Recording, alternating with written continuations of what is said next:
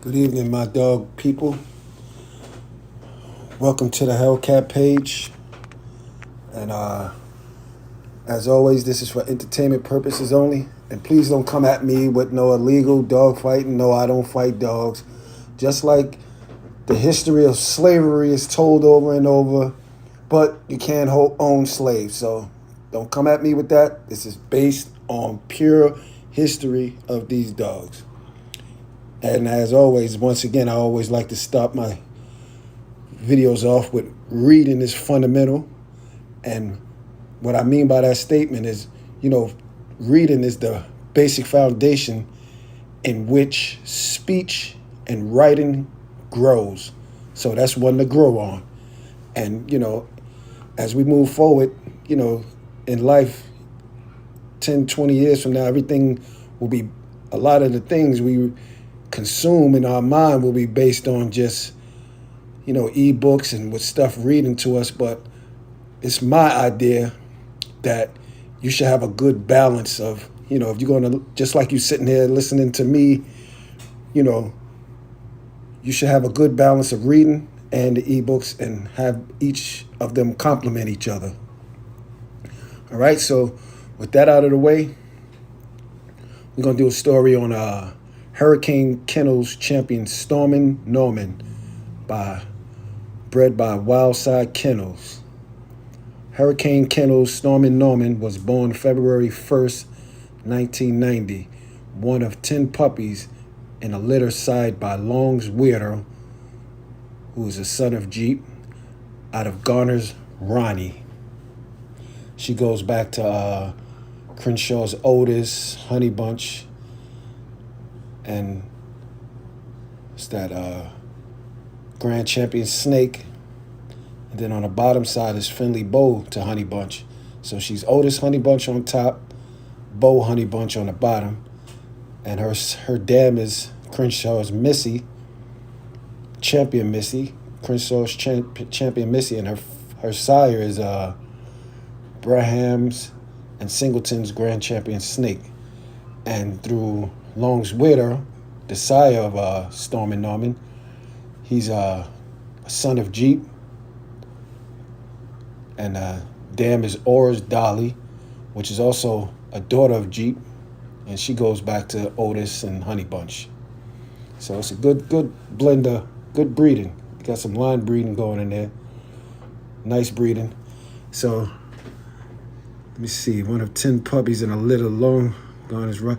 Widow, a deep game inbred son of Champion Jeep, was owned at the time by the old mountain man. It was a relatively unknown stud dog, though he was already beginning to make a mark as a producer. Ronnie was a game old double granddaughter of Honey Bunch and had originally been a gift from Tom Garner. We brought Lester a copy of Ronnie's Pedigree and asked what his opinion would be on breeding Ronnie the Weirdo. He looked it over and told us he believed the percentage of game dogs would probably be very high and that the pups off this breeding would in turn be very good producers, but the breeding was a little tight to produce combat dogs. We all felt it would be a good breeding to make for the blood, and when Ronnie came in heat, we brought her up to Mountain Man's and left her there to be bred. He called us a few days later to let us know the breeding had been done and that Ronnie had to be muzzled after she spun around and grabbed Weirdo when he tried the breeding the first time. 2 months passed quickly. Ronnie got as big as any pregnant bitch we ever seen. She had her pups on an old mattress in the spare room of our trailer.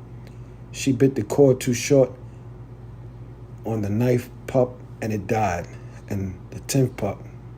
So, yeah, the 9th and 10th pup died because she bit the cord.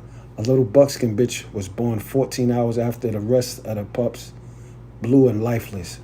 We worked on her for almost about an hour and did manage to revive her, though she wound up being the runt of the litter. Ronnie raised her pups in the spare room, which went all except for the day one of us got the bright idea to give her a 5-gallon pail of water in the room, which she promptly dumped. We kept for ourselves 2 males and 2 females out of litter, which we named Buddy Boy, Snake, Little Red, and Freckles. A male went to Japan. We lost track of him. A pair went to the Mountain Man. A bitch went to Rancherita Kennels in Mexico. And a little runt went to our good friend Mike in New York, who named her CJ5. All the dogs in the litter we know of, except Freckles, who was never put down hard, proved to be outstandingly game dog, and several have already distinguished themselves as producers.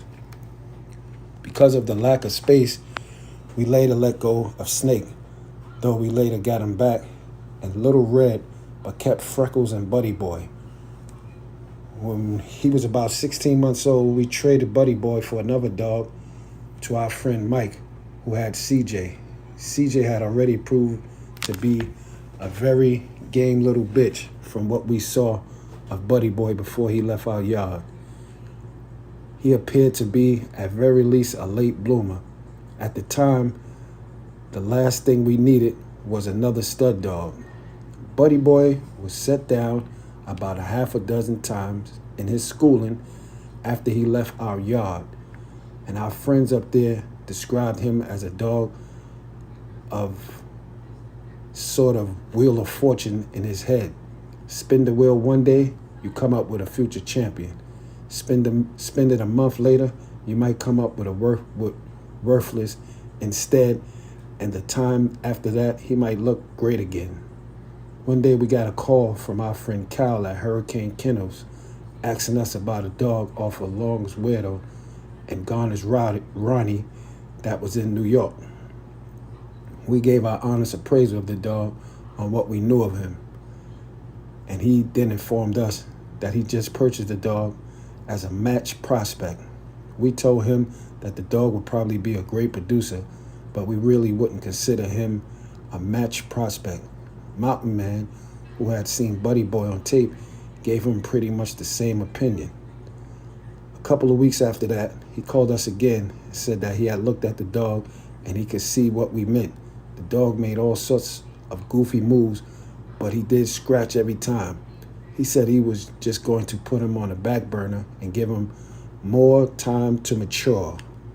About a year passed and we forgot all about the dog. One day we got a call from Kyle telling us he just won with one of our dogs. Puzzled, we asked him which one, and he replied, Stormin Norman.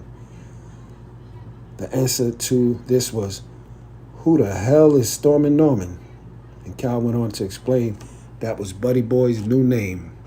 He gave us a blow of this match in which Norman went into Pone Spike Lee, a son of Jay Allen's Grand Champion Trouble.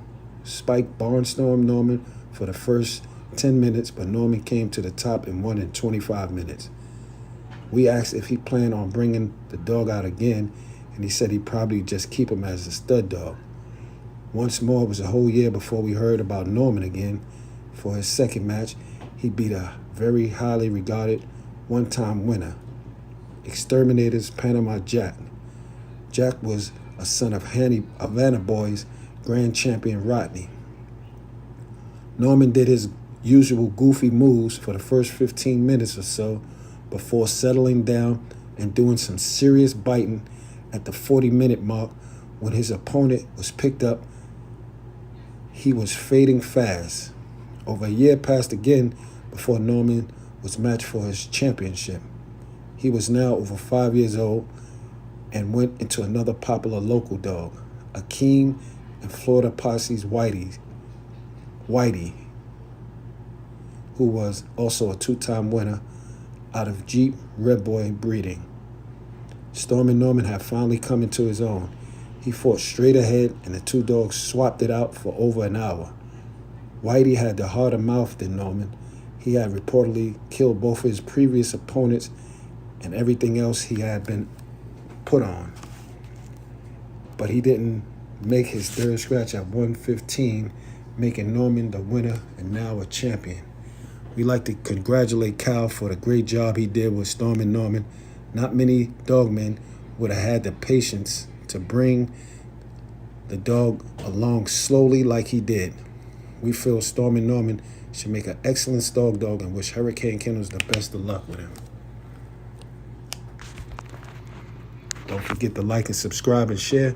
Thanks for stopping by the Hellcat channel page.